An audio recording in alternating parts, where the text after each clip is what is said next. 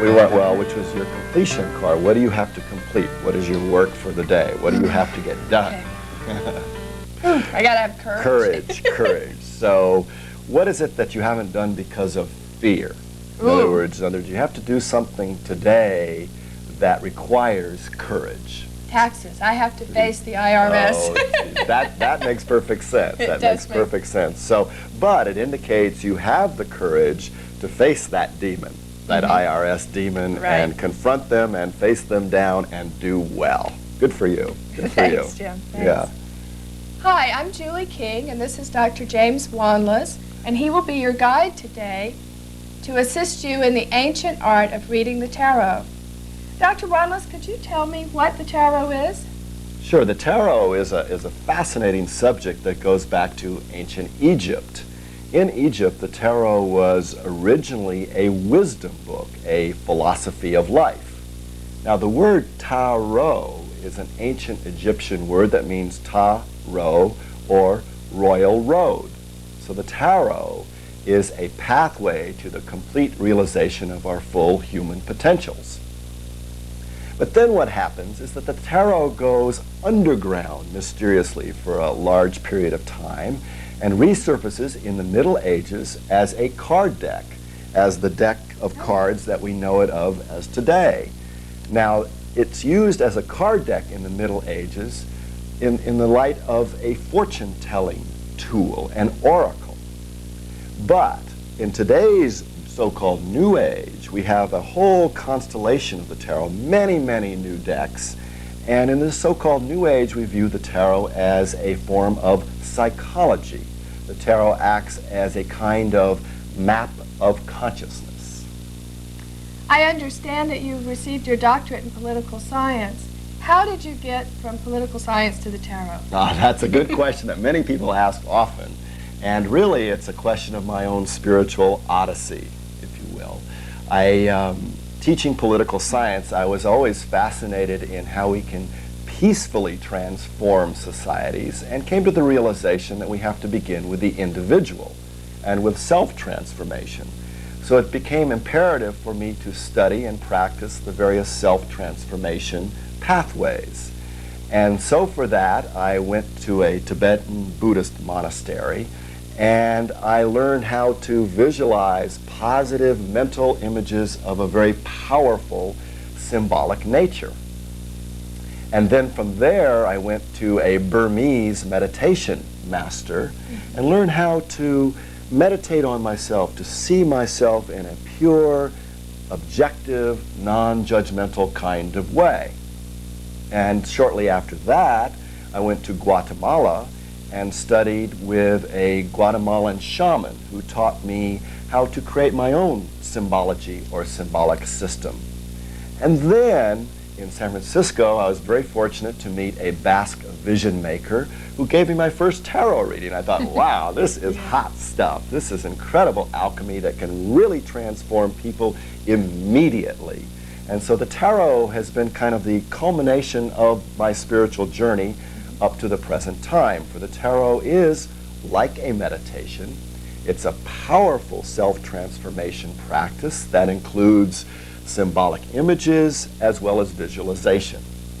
So for the past 12 years, the tarot has been my personal spiritual practice as well as my professional career. Well, Dr. Wanless, you created the Voyager Tarot deck, this deck that we're looking at here, with Ken Knutson. Could you tell me how this compares to other tarot decks? Well, the Voyager is truly a universal deck.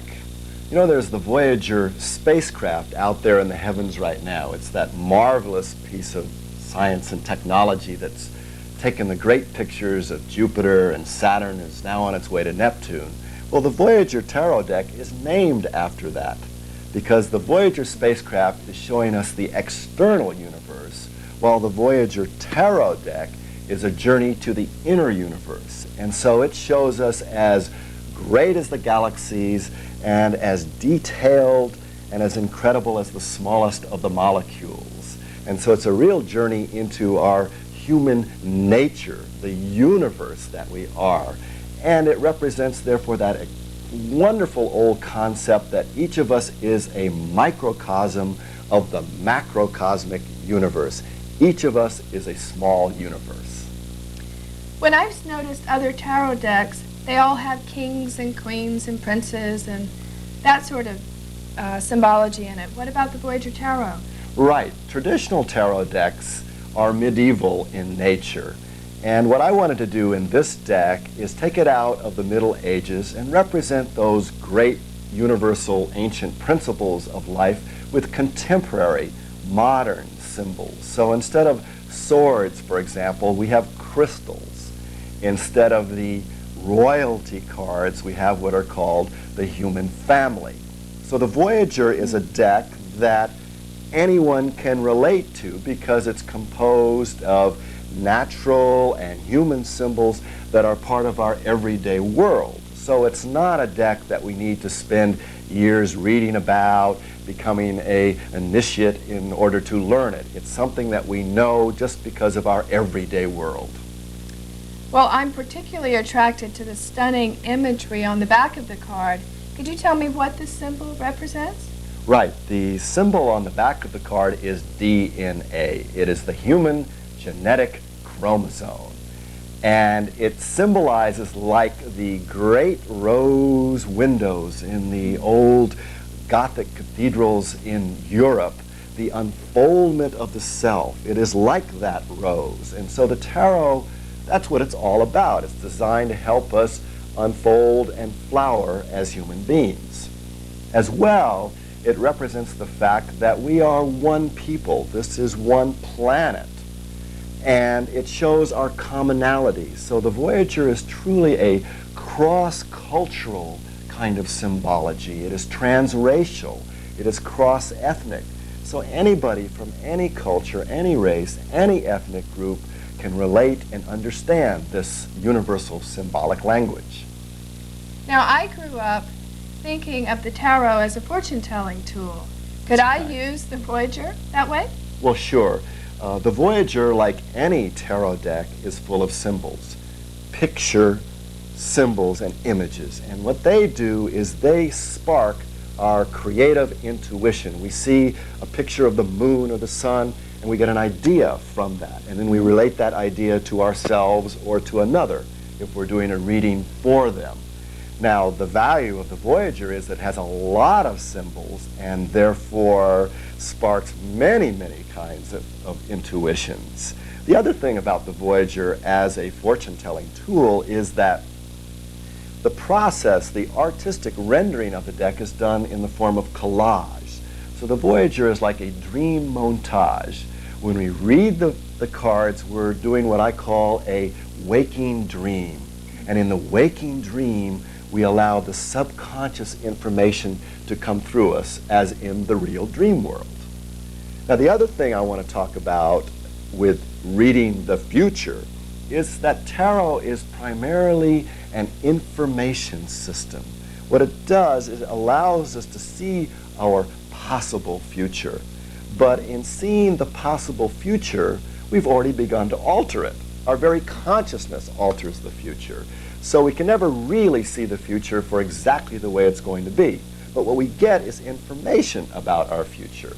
And with that information, we can make more informed choices. And so the tarot is not a deterministic, cast in fate in stone kind of system at all. It's really a system to give us greater choice and flexibility in our lives. And so I like to do the kind of reading where we ask the question, what is it I want to create in my future? Better health, love, money, growth, whatever it might be, and use the cards as a vehicle to take us to creating that desired future. In other words, we use the tarot to help us see our path to creating the future that we want to create.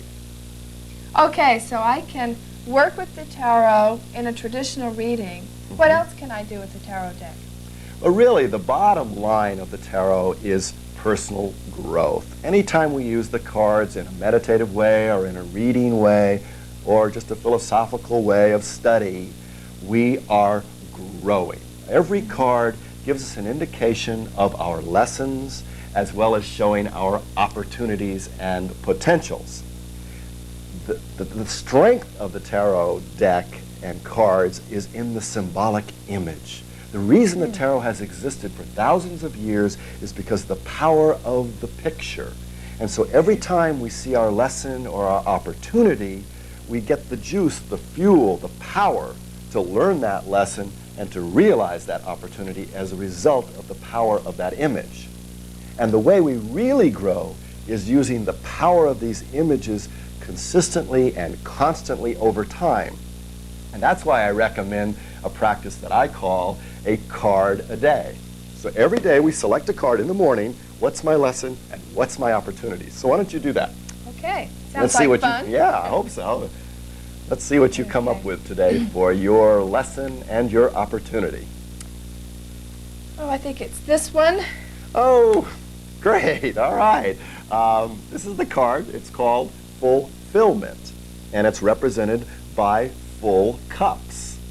And so your lesson for the day is how to fill up my heart cup, how to be fulfilled emotionally today so that I really radiate and I flower and I feel full. And that is your opportunity.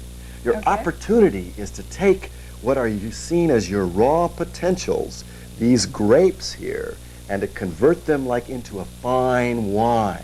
So your opportunity is to take your raw talents and do something with them, manifest them, and that brings you that fulfillment and happiness. Super card, super card. Well, thank you, James. Could you pick a card for the day? Oh, you want me to pick a card? Of Okay, course, great. of course. Why not? Why not? All right, let's see what I come up with. Now, there's many, many ways of choosing cards. Do it your way. That's the right way. So I like to close my eyes and with my left hand, just go for it. And here we go. Here's my card for the day.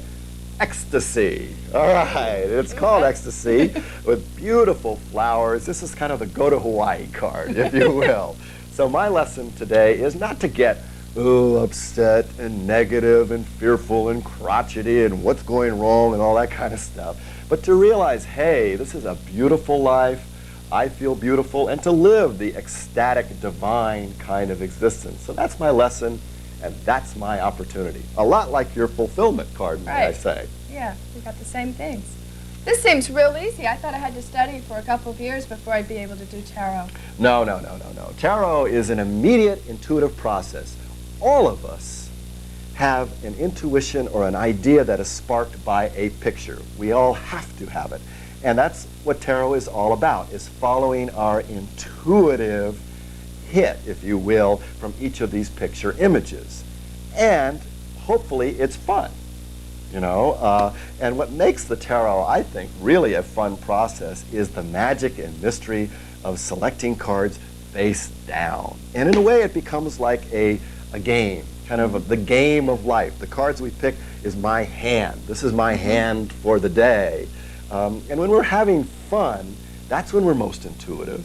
When we're having fun, that's when we're most open, receptive, and therefore learn the fastest, as when we were kids. And that's when we grow the fastest as a result. And when we're having fun, that's when we are healed. We become healthy through the process of fun. And so whenever we do a reading for ourselves or for another person, it's meant to be a fun, uplifting kind of experience. And so we are healed, the other person is healed. And because we're having fun in the tarot, we want to do it. And it's, as I said before, it's over the consistent practice, constant practice of the tarot that we grow. And because it's fun, that means we want to do it over and over and over again. Well, can you tell me what fun things we're going to be learning today in this video? Sure, we're going to be learning the heart and soul of the tarot. And those are the 22 major arcana cards. These are the 22 universal laws, principles, secrets of the universe. And from these 22 major cards, we're going to do what I call a life reading. We will find out what our life cards are. And also we're going to be doing what I call a year reading to determine in whatever year of our life we want to look at what our opportunity is for that particular year. If I do not have a Voyager tarot deck, can I still get a lot out of this video and maybe use another tarot deck? Yes, absolutely. For the 22 major cards that we're going to be studying today are the same 22 major cards in all true tarot decks. Now, each deck might represent those 22 cards differently with different symbolic imagery, but the concepts are the same for all 22. As well, the various reading techniques, the principles, and the readings themselves that we're going to be doing today are readings and techniques that one could use with any deck. And I think it's really important to understand that the basis of tarot is learning how to understand symbols and how to read symbols. And we're going to be learning the fundamentals of reading symbols. And by learning those fundamentals, you'll be able to apply them to any kind of tarot deck, Voyager or otherwise.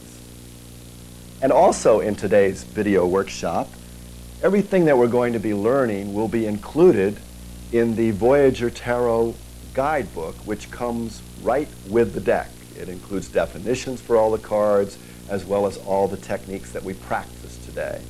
And these same kinds of techniques and practices are also illustrated in the Voyager Tarot Way of the Great Oracle book, which is an expanded guidebook to the cards. Sounds like fun. Let's get going. Great, I'm all for it. Let's go.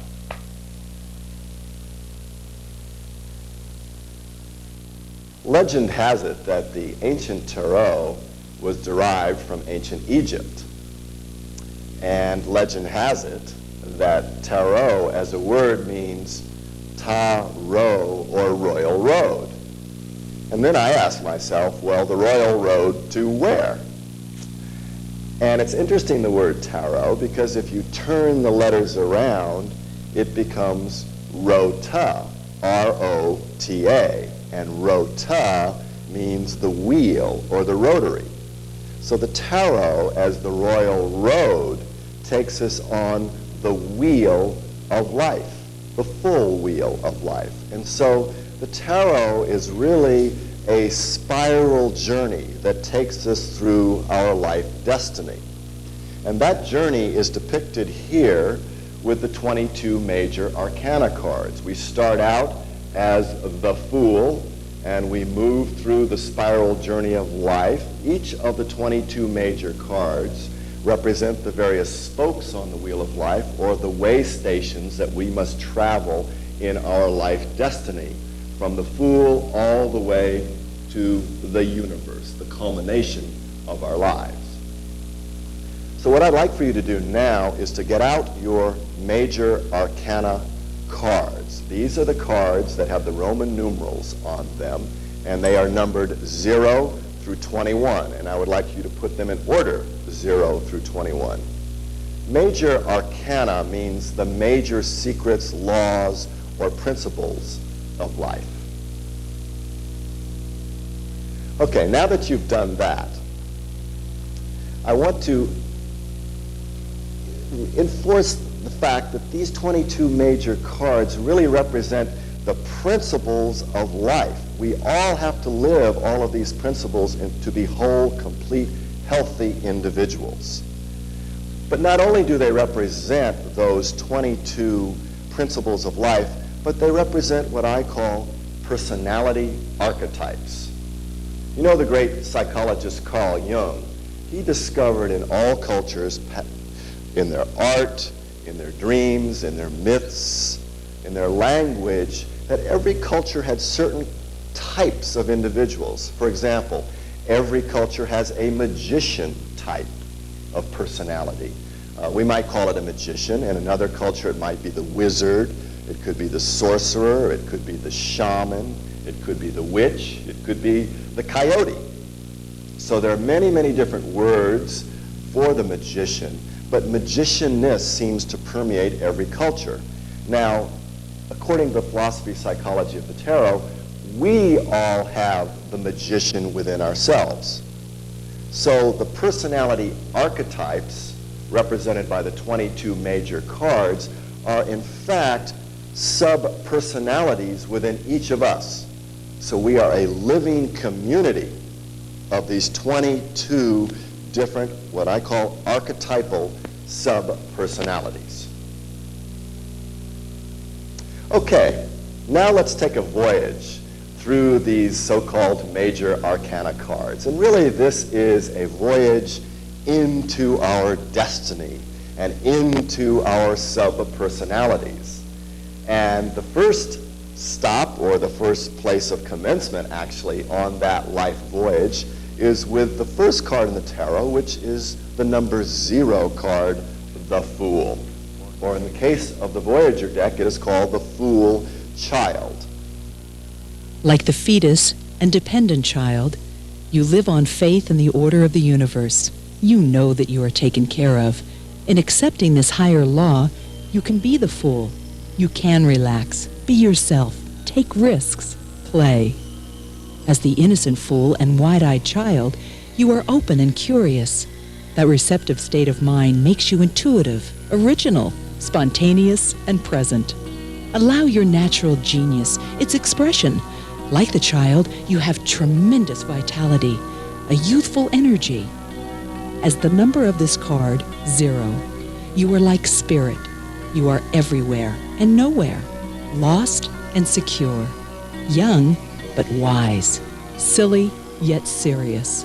You follow the spirit rather than the practical and conventional. Rebirth yourself. Breathe fresh air, a new life, and a new beginning. The magician symbolizes the law of talent. The universe has given you a multiplicity of talents as shown in the magician's hand. As the gold of the Incan mask was extracted from the earth, you must extract your skills to create what you want to be. Like a shaman, you can put on any mask to become anyone. As the magician, your number is 1. The 0 spirit manifested in physical form. You are a transformer and a materializer. Magic comes from the ancient mage, meaning power. Your power comes from your being a channel for the universe. As Mercury, you're a gifted communicator. As the magician looks through the prismatic wand, he's able to perceive a world of different possibilities. Reality exists only in the perceptions of the mind. The magician's golden crown, your positive mental attitude, empowers you to manifest your visions and ideas. If you believe all things are possible, then life is rich, exciting, mysterious, and magical.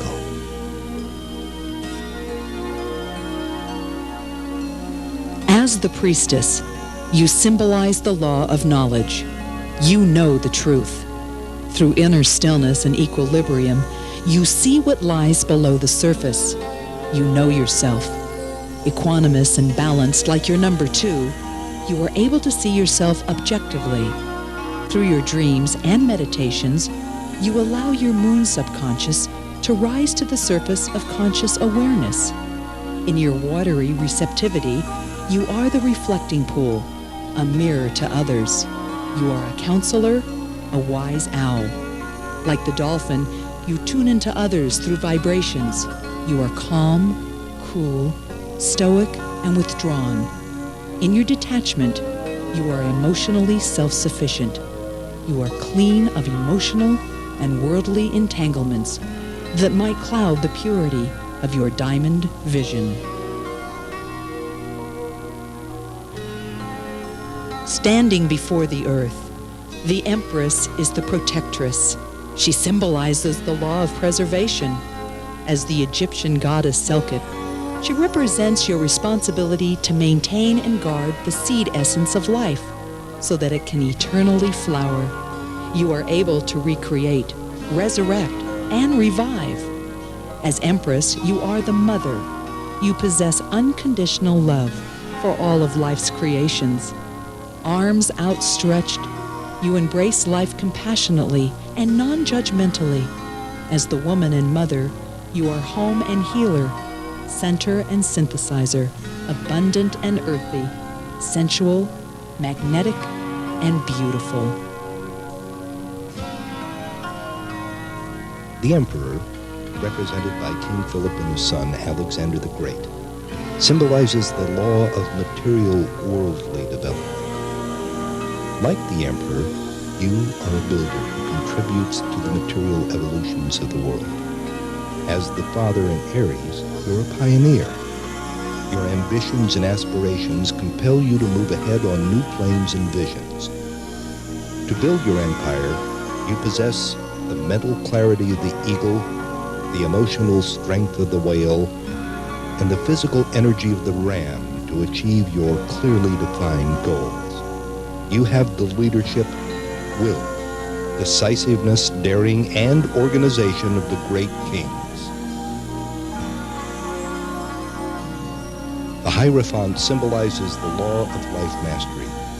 You are like a child learning through the tests of life and growing through experience into Buddhahood, full enlightenment. The Buddha's bare feet on the ground symbolizes that the path to enlightenment is through the lessons of this earthly plane. Converting adversity into opportunity requires the meditative awareness of the Buddha. You are a sage who has already mastered many tests. You're a guiding hand, a teacher of others. You are an enlightener, like Venus, the morning and evening star. Listen to your inner voice of experience. As the Hierophant, you respect the ancient world and its knowledge.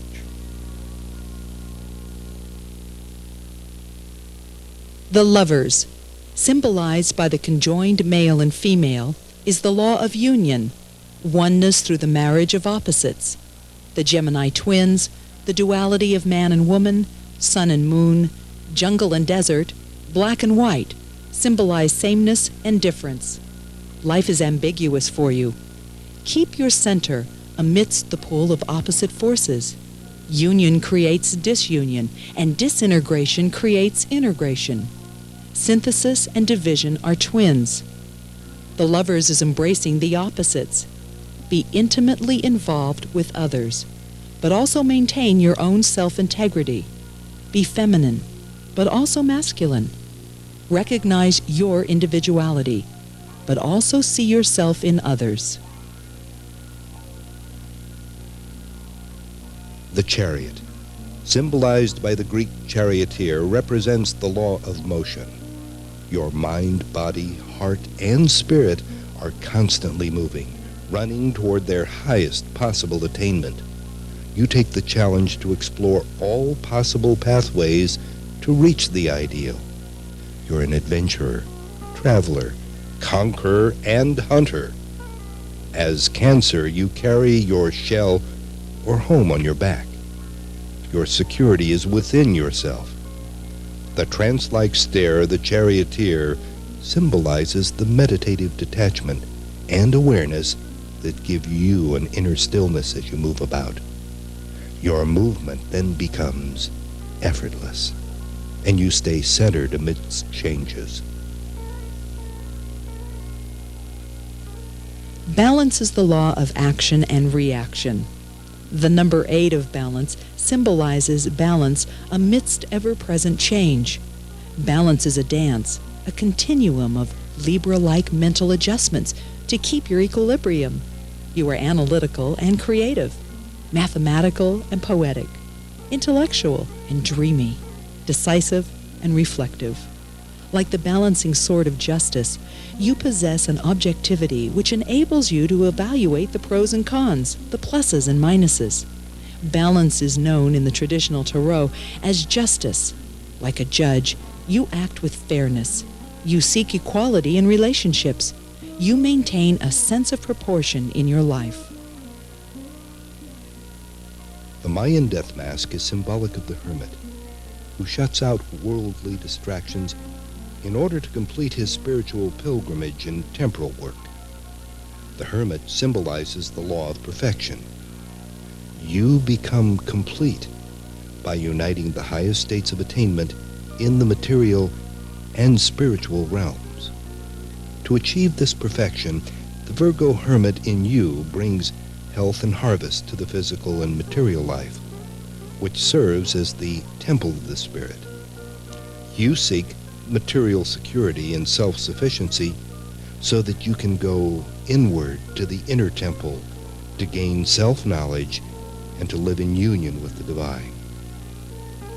By getting in touch with the higher self, you bring this power through your hands to heal, create, and guide. The blackamoor bearing the treasures of Dresden symbolizes the law of prosperity. You prosper by knowing how to receive the wealth of opportunities that come to you from the cornucopia of the universe. You are opportunistic and entrepreneurial. You are resourceful, able to turn a negative into a positive. To seize an opportunity, you must be courageous, a risk-taker like the matador.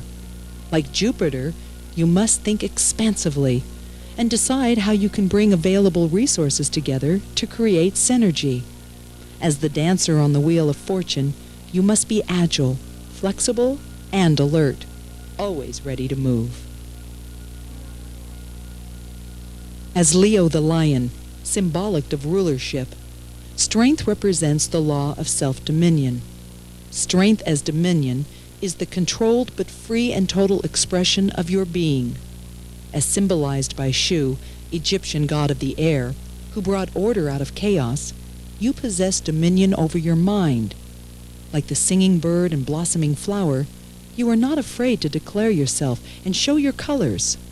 You have the courage of the lion to be yourself. You are versatile, a player of many roles. As the fragile but strong egg and butterfly, you express yourself in the yin and yang. Strength is to live in full accord with the undiluted fullness of your spirit. The upside-down hanged man symbolizes the law of reversal.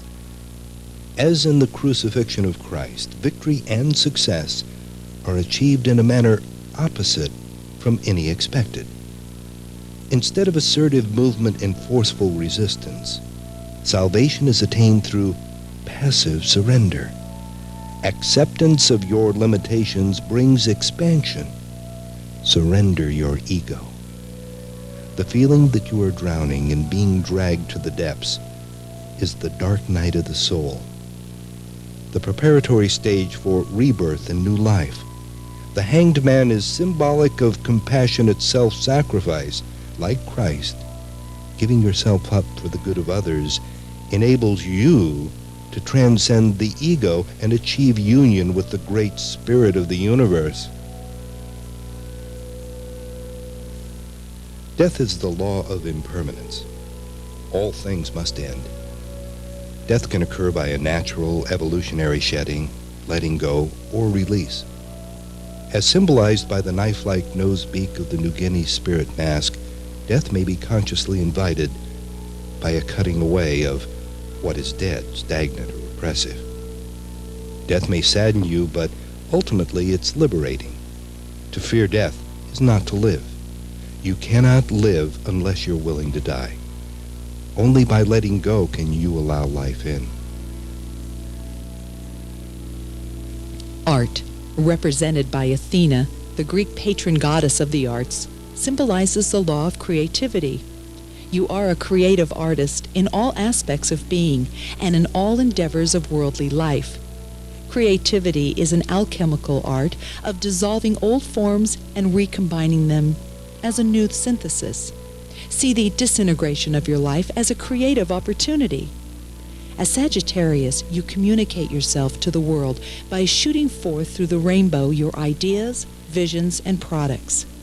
Your creative expression, like the orchid, has an impact on the world. The Greek Dionysian players in Devil's Play symbolized the law of celebration, a Dionysian exaltation of life and its hard work, bedevilments and erotic pleasures. Laugh your fears and sorrows away, dance and drink to your successes, for life is a Saturnian harvest. Lift your spirits by passion and play. Recreate yourself through recreation. In your iconoclasm, you see a new way and break through Saturnian discipline and social convention. You free yourself and become natural, spontaneous, and original.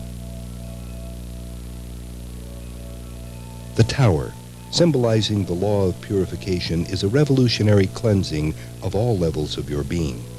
The Incan warrior jumping from the tower symbolizes the purging of your impurities. The burning effigy represents the burning up of your dark aspects.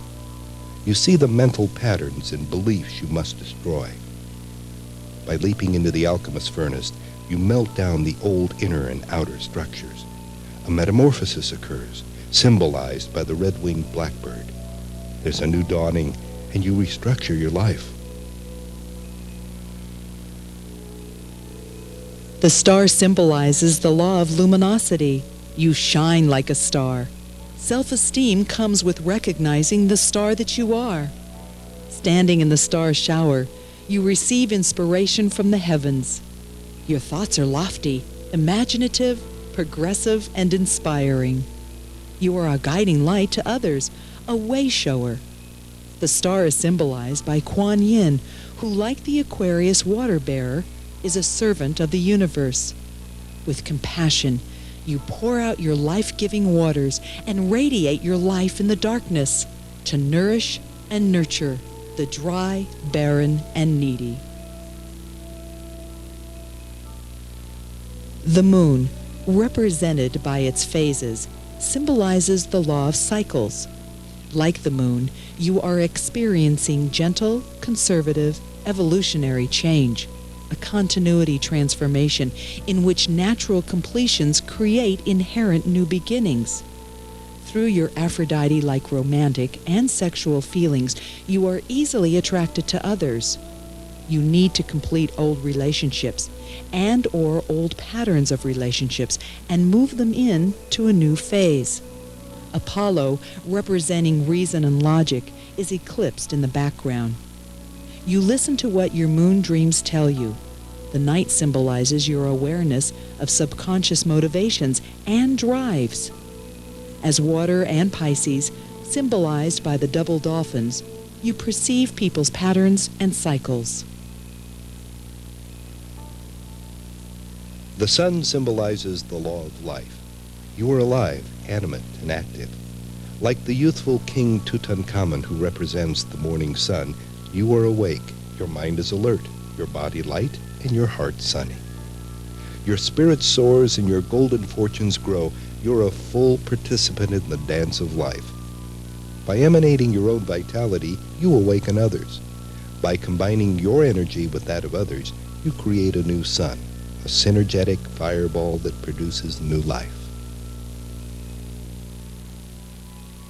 Time-space, known traditionally in the Tarot as judgment or eon, is symbolized by Xipe Totec, Aztec god of spring, who, wearing the skin of a sacrificed human, represents the new life which attends the death judgment of old karmic patterns. This is a time for rendering justice to yourself through objective and acute self-evaluation.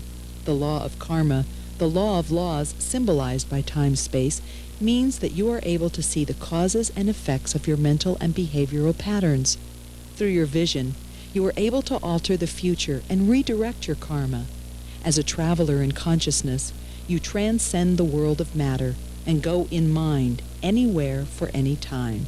You are a futurist and seer. Your visions and ideas are seeds that bubble forth to alter minds and perceptions. The universe symbolizes the law of universality. You are the universe. Like the center stone, you possess within yourself a universe of possibilities. You are whole and perfect, but as the uncompleted sculpture, the awakening giant, your life is an unfinished process. Always in a state of becoming, you are simultaneously completing and beginning. You are recreating your life through death and rebirth, and building for yourself a new world, a new universe, and a new you. Now, from the major arcana cards, we can determine what our particular life cards are. In other words, where each of us are on that journey of life, on the wheel of life. And so from these life cards that we're going to learn how to discover for ourselves, then we can learn what our life purpose and potentials are. So, the way you determine your life cards are two different ways. The first way is through numerology. Almost every tarot card has a number. And what we're going to do is determine what our birth number is, and then correlate that birth number with one of the major arcana cards, and that will be your life card.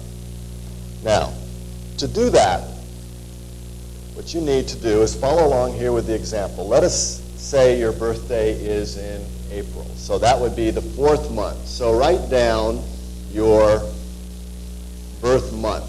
Write down the birth month. Okay? Then add the birth month to your birthday. Let's say April 19. 19 here. So we're going to add those two together. And that equals 23.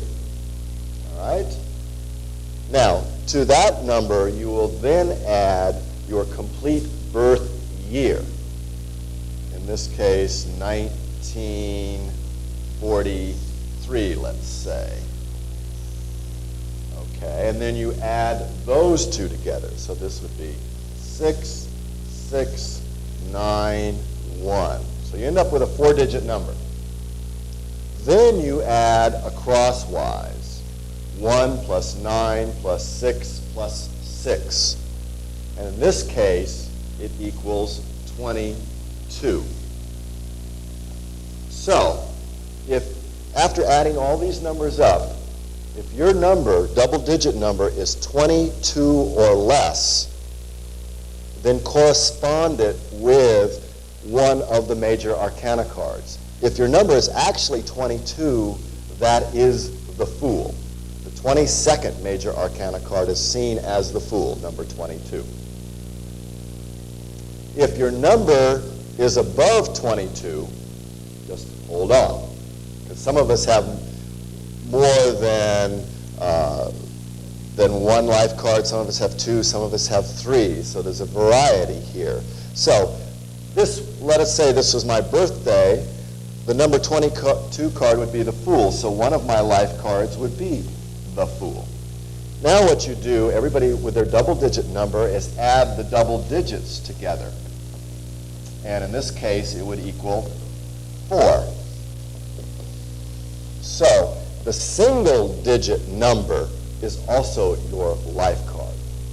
Now let us say one of your numbers it came up to be 23.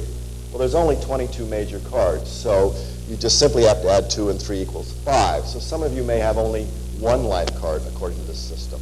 Now, as a 4, I am also the number 4 major arcana card, which would be the Emperor. Okay? Now, some of you, this is an interesting one, your numbers might add up originally to 19. 19 is the Sun, one of your life cards, but then 1 plus 9 equals 10. Fortune, another one of your life cards, but then 1 plus 0 equals 1, the Magician, another one of your life cards. So some of you might have 3 life cards doing it this numerological way. Some of you might have 2, and some of you might just have 1. And that's okay. If you've come in with only 1 life card via this number way of doing it, then you are here to really intensely experience the quality and energies of that particular archetypal quality within you. All right, so what you do is lay out all those life cards that you've determined here through this addition of the numbers. Now the second way to find out more of your life cards is astrologically. The major arcana is really incredible because all 12 zodiac signs are in the major arcana, plus the 10 planets. 12 and 10 adds up to 22. A perfect system, astrologically. So, if you are an Aries, now what we're doing is using your sun sign. Aries is the Emperor. Taurus is the Hierophant. Gemini is the Lovers.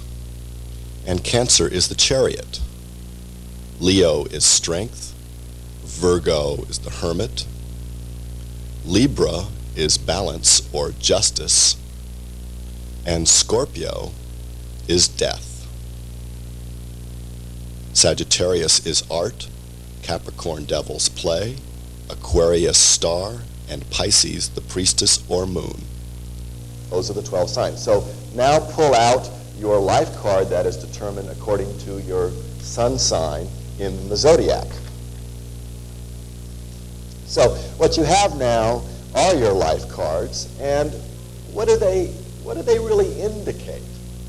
They indicate who you can be in this lifetime. Now they could also indicate your blocks. Like you might get a card and say, that's the thing I do least well.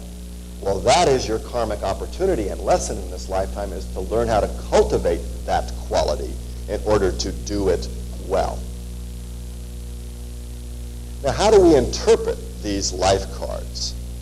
Well, again, it gets back to the dialoguing with ourselves through symbols. So, for example, if somebody's life card were number 2, the priestess, and you're looking at the priestess card, then how would I interpret it for myself? Well, you would look at the various symbols on the priestess and ask yourself, how am I like the quality or qualities represented by this priestess card or all the symbols on it? How am I like those qualities symbolized in the card? So here we have the priestess. This is a moon that sits on top of her head. What might the moon mean? What does the moon symbolize to anyone? Receptivity. Receptivity. So then you would ask yourself, how receptive am I? Am I a receiver? Or am I always putting out my own stuff and being always assertive? Or do I have the capability and the quality of the priestess to sit and wait and feel and hear and sense? Excellent. Anybody else have an interpretation or a meaning for the moon? Reflection. The moon reflects the sun's light. So you'd ask yourself, how reflective am I? Do I contemplate? Do I reflect? Do I evaluate? Or am I just a constant doer without thinking, without reflection? Here's the dolphin. Here's the dolphin. What does the dolphin represent or symbolize? Anybody? Wisdom. Wisdom. Okay. And certainly that's a quality of the priestess. Now, how does the dolphin get its wisdom? How does it know anything? What is the process by which the dolphin gets information? Pardon me? Communication, but what is the sonar? Sonar, sensing, vibrations. Vibrations. And that's what the priestess does. She is able, and again, we are all priestesses within us. We are all able to sense the vibration. You know, somebody comes into the room and it's like, oh, I don't know, about them. What we're doing is picking up the vibration, like the priestess. What about all the water? What about the water? What does that symbolize? What does water represent? Life. What else? The beginning of life. Emotion. The last peaceful frontier. That's beautiful. The subconscious. Cleansing. Okay.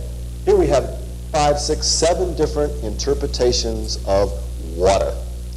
None of them are wrong. All of them are right. The beauty about the tarot is there are no wrong answers. There's only your answer, and that's the right answer. So you would reflect, a la the priestess, on water, and how am I like water? Or how am I not like water? Maybe you're a real fiery type, an Aries or a Leo or something. And you may need to temper some of that fire with the water. So you would call upon your inner priestess to calm down and be more peaceful and flowing and soft like water. So that's basically what tarot is all about. That's reading the tarot. It's taking a look at a symbol, what does that represent, and then how does that represent a quality within me? So anybody can do it. If you can tell me what something means in any of the cards, that means that you know it in yourself, because we cannot know anything outside of ourselves. If You can tell me what anything means, what the moon would represent, or what these pillars, or what the owl might mean, or the sphinx, or the ice, or whatever. You can tell me what it means, then you know that in yourself. And then you are living out that quality, that archetypal quality of the priestess. And that is the tarot in a nutshell. And that's why everyone can do it.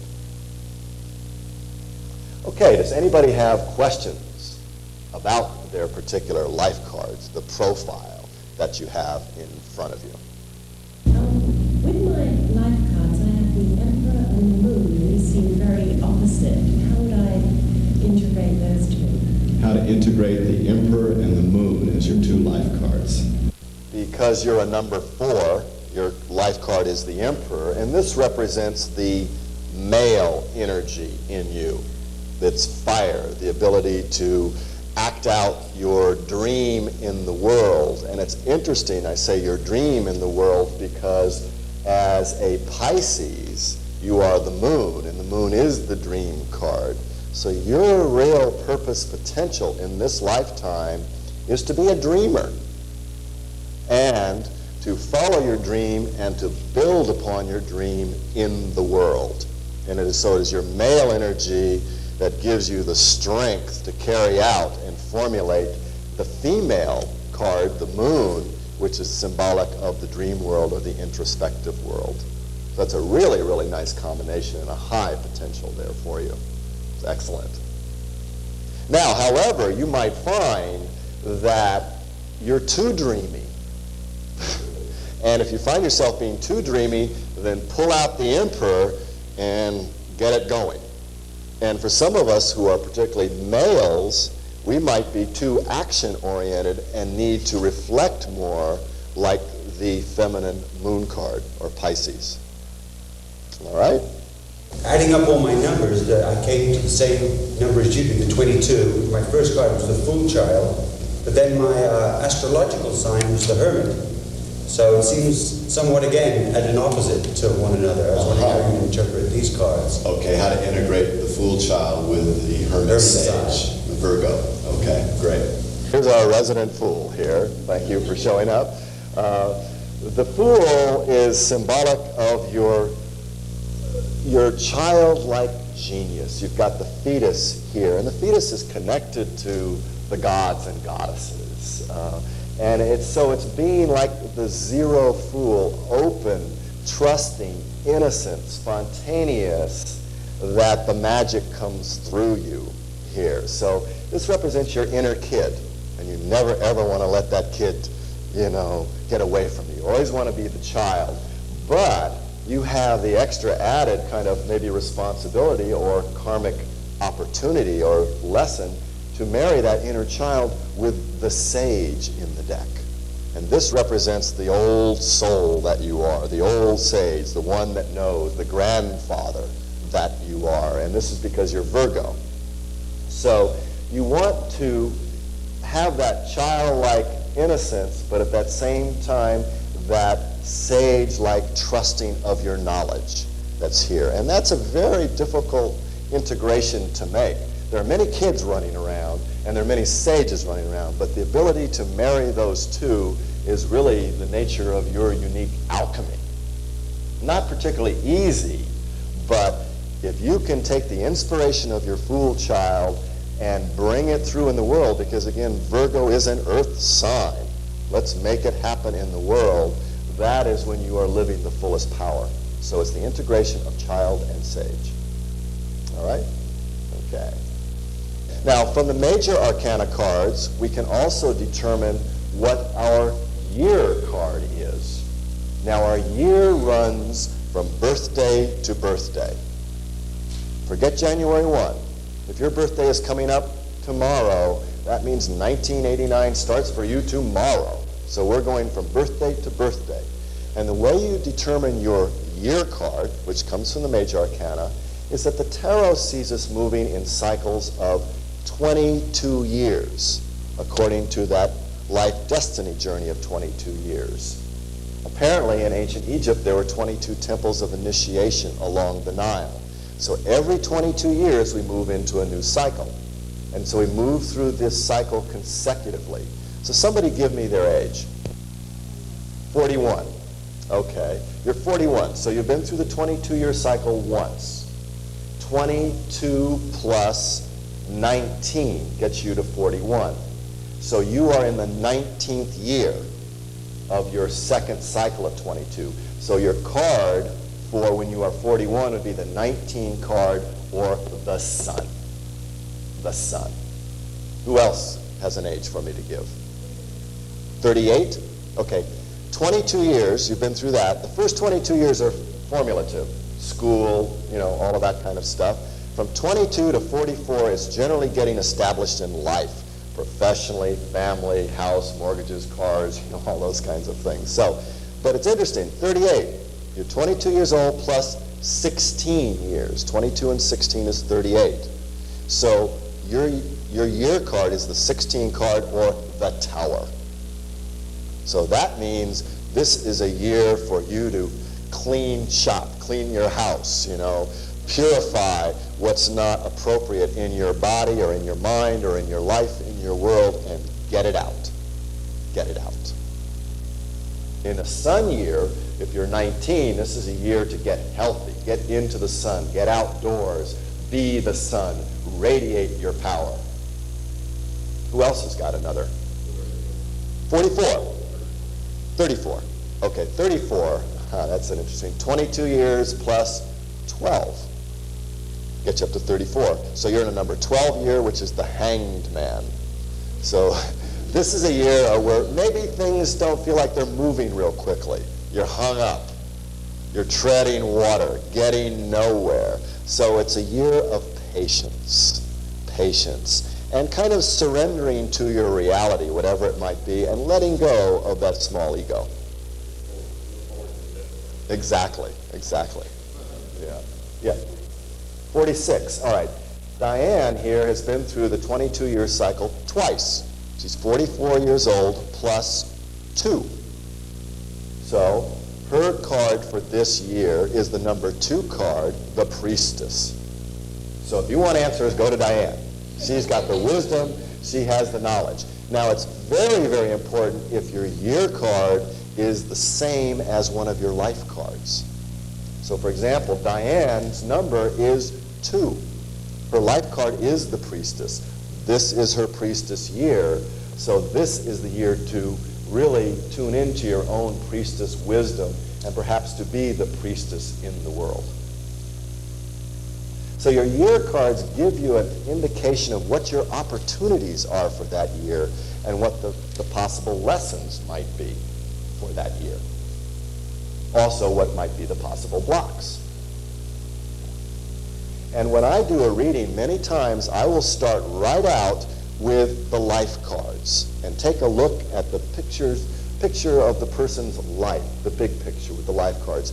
Then I bring it in, telescope it in with the year card. And then we take a look at the present, which we will do in segment 2. And then we take a look into the possible future. But this ends our discussion and study of the major arcana cards. And I just want to say, out of these 22 major cards, you can practice the tarot. This is really all you need, are these 22 cards right here. But if you want to experience the full power of the tarot, then it's important to learn what the so-called minor arcana cards are. And those are the cards that we are going to discuss in Volume 2 of this Tarot for the New Age. Thank you.